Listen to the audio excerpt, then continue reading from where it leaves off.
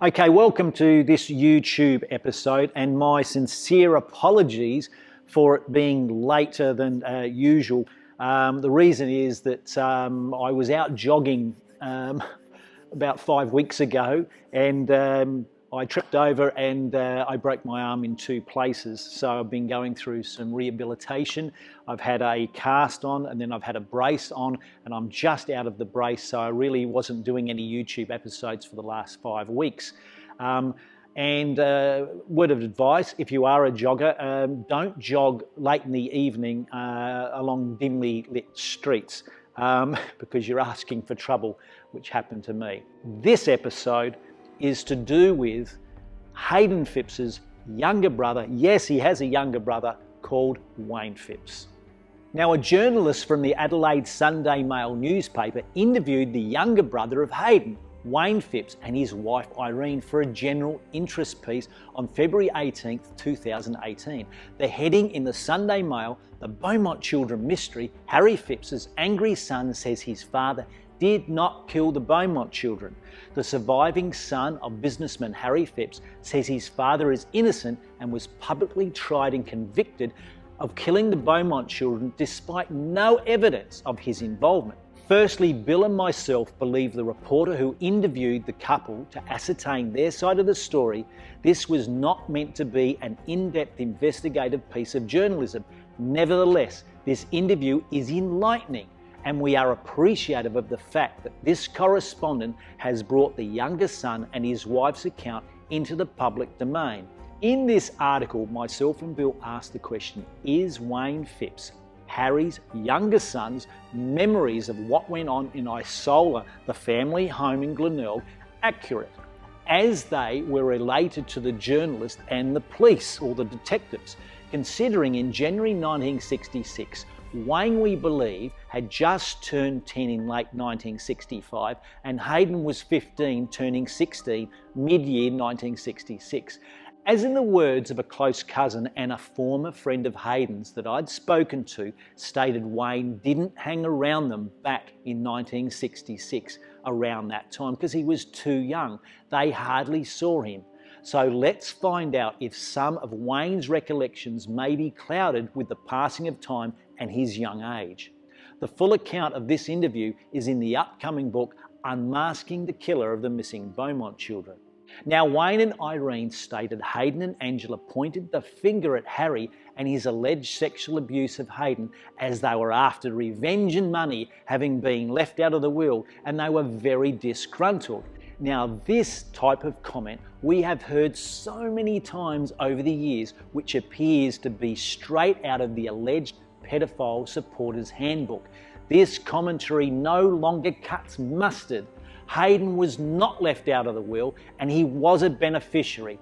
Bill and I have secured copies and transcripts of Harry's will, birth, death and marriage certificates and his real estate assets. The below is a verbatim part of Harry's will regarding both Hayden and his younger brother's entitlements. I give my sons Hayden Henry Phipps and Wayne Frederick Phipps as tenants in common and equal shares of my house and land at Sussex Street, Glenelg, including furniture, fittings and fixtures in it, excluding all ornaments, decorations, collectibles, free of all state, federal, death, estate and succession duties. It goes on to say, I express the wish that my directors of nominees, my trustees or their nominees exercise their rights and powers to apply or distribute the balance of the assets of the trust as to 1/4 to each of my sons, Hayden Henry Phipps and Wayne Frederick Phipps. So Hayden was not left out of the will, and Angela had divorced Hayden a few years earlier and wanted nothing to do with the family. In fact, she said, if I never see them again, it would be too soon. Now, Hayden also appeared to do quite nicely, as when I visited him at Broadbeach Surfers Paradise, Queensland in 2010, he appeared to own and resided in a lovely 2-bedroom seaside apartment and had a few $100,000 in the bank. Angela, on the other hand, had separated from her husband, as mentioned, in the late 1990s. After a tumultuous marriage, she wanted nothing further to do with the Phipps family. Similarly, Hayden's first wife, one describing the family as toxic, the other was happy, like I said before, to never see them again. Wayne went on to say to this journalist, "My father never touched my friends or me, and never Hayden or his friends. If he had been abused, he would have told me, he would have told his mother, because he was a blabbermouth." Now, Bill and I do not know any survivor of child sexual abuse that blabbermouthed. We believe if the younger brother could have his interview over again, and with the benefit of hindsight, he may have chosen a more suitable selection of words. However, it is a well-documented fact few sexually abused males are willing to discuss the abuse for many reasons. The shame and guilt experienced to make them less of a man. Most importantly, the anxiety of not being believed. The hard fact is, unless there are some credible adult witnesses who are willing to speak out or give video evidence, the prosecution is skating uphill on thin ice. The brave few who do speak out are further victimised. They end up suffering in silence and living a continuous nightmare. Probably the two most pernicious myths that are most damaging, both to men themselves and also in how men feel they are perceived if they've been sexually abused. One is the myth that somehow the sexual abuse of boys has something to do with homosexuality. And the men themselves, I'll start with that, the men who were abused worry either that they were abused because they somehow, it means that they are gay, or they were perceived as gay, or this makes them gay, or some very confused mixture of all that. And very often in amongst the men over the years that I have worked with and interviewed and done therapy with, that kind of confusion can last for decades. And so they're scared to think about it, they're scared to talk about it, they're scared to even get information about it. Also, what does Steve Van Apren, arguably Australia's #1 polygraph expert, have to say about Hayden's account of being sexually abused and seeing the Beaumont children in his backyard that fateful day? So how much credence should we place on Hayden Phipps's story? Internationally accredited polygraph specialist and former policeman Steve Van Apren has no doubt he was truthful after analysing a recording of an interview conducted by retired major crime detective Bill Hayes, an independent investigator for the Satin Man's authors. Now, Wayne and Irene go on to say Hayden was mentally unhinged and needed help. Now, is the brother a doctor? As we have Hayden's full medical report, which appears to show Hayden was psychologically damaged and sought help, but he was not deranged. In this report, Hayden speaks to his doctor regarding sexual abuse on numerous occasions. What was also gleaned, Hayden was being treated for conditions associated with abuse. A doctor stated in his report this sexual abuse had significant impact on him as an adult. Also adding, "I wish to state that Hayden Phipps called in here to request that I examine and assess him for his ability to drive a motor vehicle. He has been off alcohol for over 6 months and medication and is totally clear-minded at present. I examined him today and found him to be overweight, but otherwise completely free from any significant abnormality. He is, in my opinion, presently fit to drive a motor vehicle." Now the question is, if Hayden was not sexually abused, why continue the charade with his doctor? Revenge? For what gain? The brother Wayne also accuses myself and Bill Hayes of basing their information on one mistruth after another and is hurting Harry and his mother's memory. Mistruth? Then why is his father, Harry Phipps, being raised to a person of interest by South Australian major crime as of early 2018? And remember, pointing the finger at an individual, there is another 4 pointing back at you. In this interview, Wayne also disputed Hayden's account of that fateful day, January 26, 1966, as mentioned in the Satin Man book, Uncovering the Mystery of the Missing Beaumont Children, and the soon-to-be released Unmasking, the Killer of the Missing Beaumont Children. Now, in this interview, Wayne also disputed Hayden's account of that fateful day, January 26, 1966.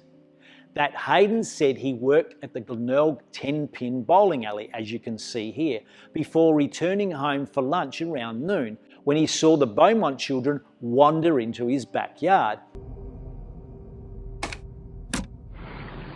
This interview relates to IFB file 080595WM between Bill Hayes and Hayden, H-A-Y-D-N, Phipps.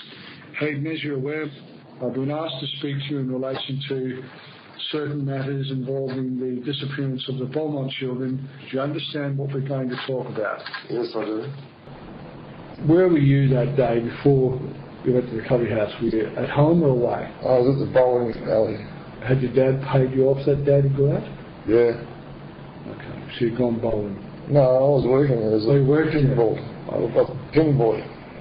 Saying he was sitting in the cubby or cubby house having a smoke. The younger brother dismisses this account, stating Hayden never worked at the Glenelg bowling alley. He also refuted the statement by Hayden that there was a cubby house or even a tree house, and he never smoked as a teenager.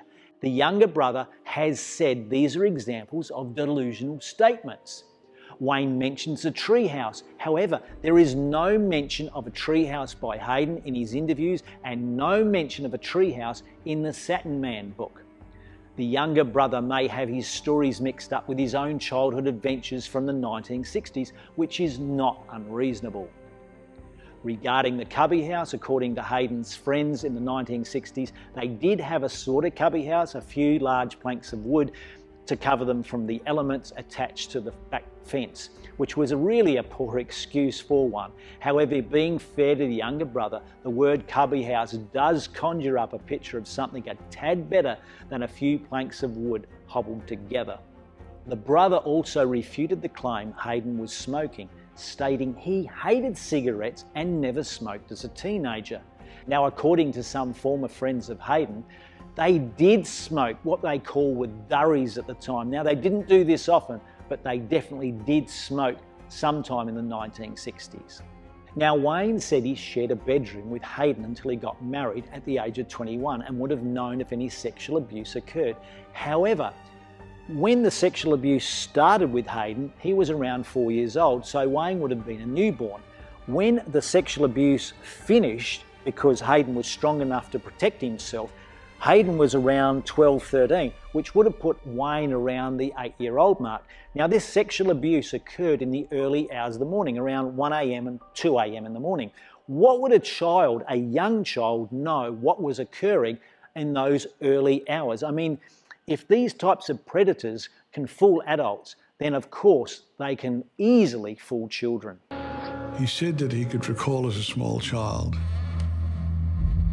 lying in bed at night, and he would hear the sound of Harry coming down the hall and the swish of the satin. He used to hear this swishing at night. And he knew that Harry was coming to sexually abuse him.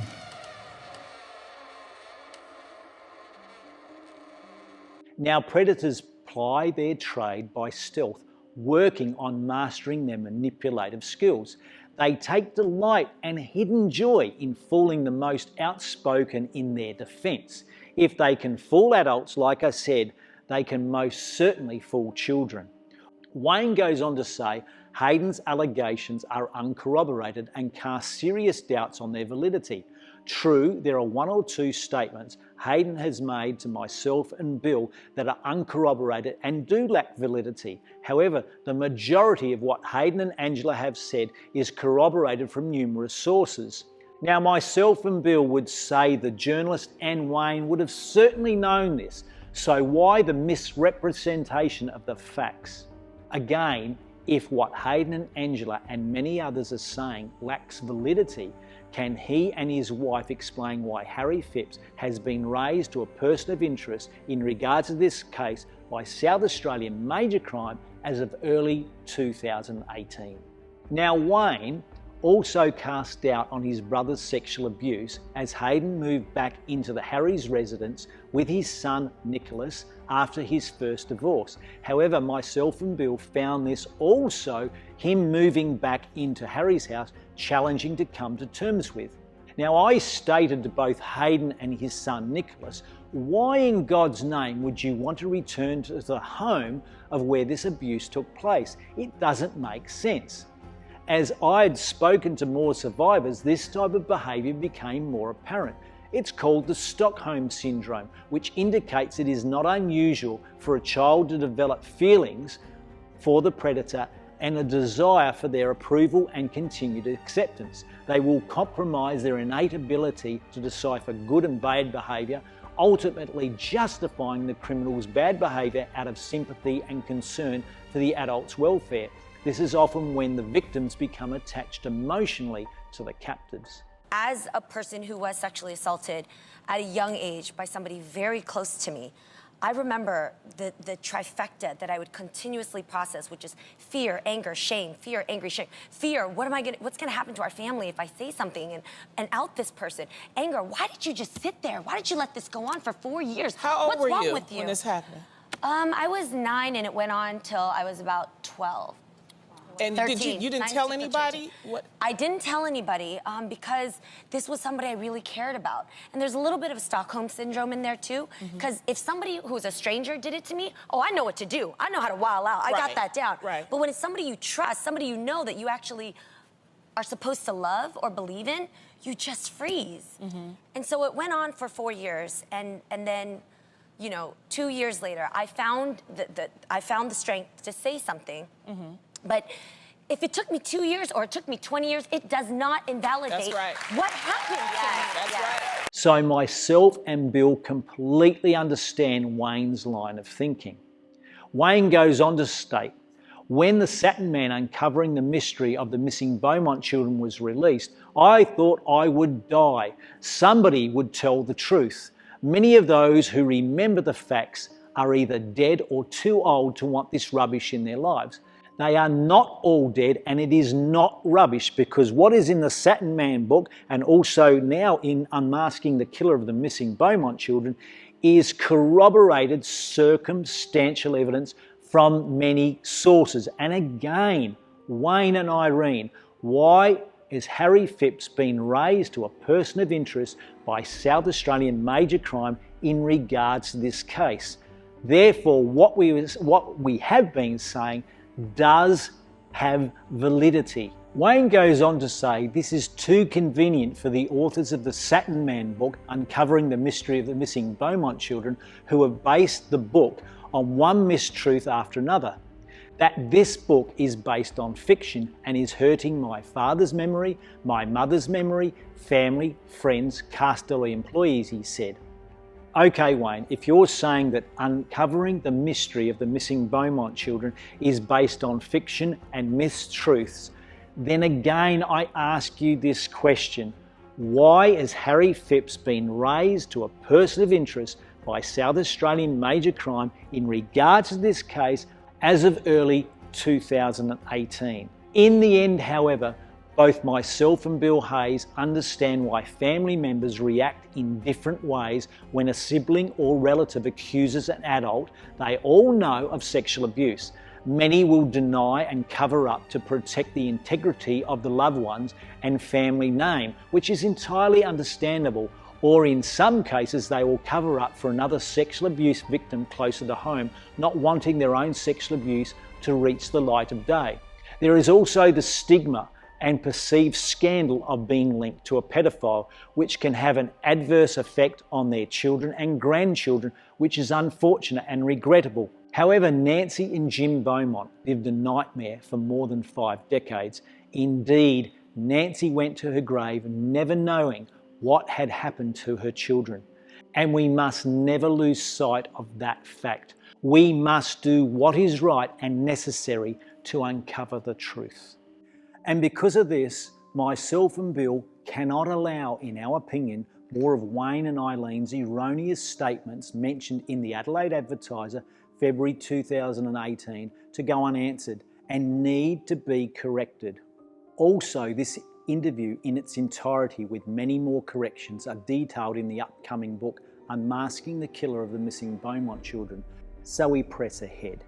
Now, I forgot to answer previously where Wayne disputed the older brother's account of that fateful day in 1966, where Hayden claimed to have seen Jane, Anna and Grant Beaumont with his father, Harry Phipps, in his backyard when Hayden said he was home for lunch from working at the Glenelg bowling alley.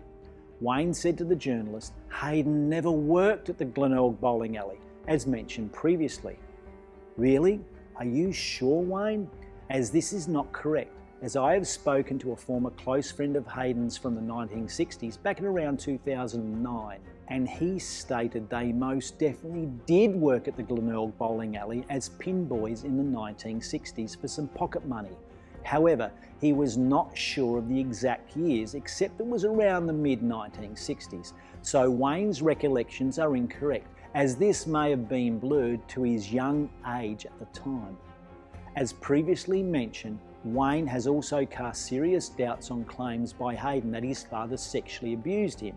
Okay, then Wayne and Eileen, how do you explain Linda's account of being sexually abused by Harry Phipps, detailed in her interview with Michael Usher, Channel 7, the true crime documentary you can see on YouTube, The Beaumont Children, What Really Happened, where Linda, that is not a real name, was deemed by professionals as being truthful? You can view this episode, as I said, on YouTube and read much further detail in the soon-to-be-released book Unmasking the Killer of the Missing Beaumont Children. I know this may not be easy, but I want to show you this image.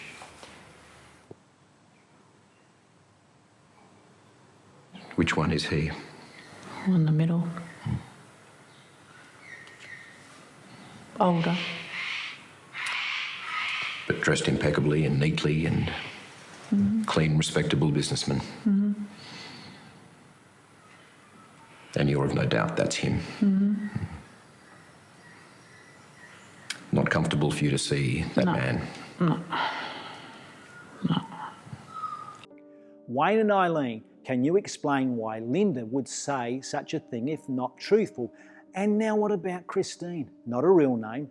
Alleged sexual abuse inside the Castleloy cottages by Phipps and others covered in frightening detail, also in the soon-to-be-released book. Now, Wayne and Eileen, it's really important to remember that only between 2 and 6% of individuals that say they were sexually abused as children are lying. There is a 94% chance that your brother, Hayden, Linda, not a real name, and Christine, again, not a real name, as being truthful. And I tell you what, as I've mentioned before, if I was a betting man, say on the Melbourne Cup, I would be putting my money on a horse that I knew had a 94% of winning, wouldn't you? Now, this journalist states Detective Swan, who I originally dealt with, said he wanted to speak with Wayne and said there'd been claims about Harry and the Beaumont children. What the? Wouldn't you think that Detective Swan would first like to meet and speak to Hayden and Angela first? Or Hayden's closest cousin, or the myriad of others concerned about Harry's behaviour to ascertain their truthfulness? Anyone? Anyone? Bueller? Yet he goes straight to these two, whose account may be a little loose with the truth, instead of the original source of Angela and Hayden. So how can this former Detective Swan make a valued judgment one way or another without all the facts? Wayne and Eileen go on to say Angela and Hayden were both obsessed with Harry and his money. I mean, who received $1.5 million and the house? Elizabeth Phipps, Daisy Ward, Harry's second wife, who did appear obsessed with money and a new standing in the community. As mentioned previously, Elizabeth had 1.5 million reasons to hide the truth and blatantly lie to detectives when interviewed, as we can clearly see in the upcoming book. Also, who said they were after a sugar daddy? That's right, Elizabeth Phipps or Daisy Ward. And you would not be wrong in asking this question: was her silence bought? Speculation, of course. And why lie to police unless you're trying to hide the truth that would expose Harry Phipps? Again, speculation. And this, we believe, was some of the several reasons she received such a windfall. And the poor boys were left with much less at the hands of their so-called father.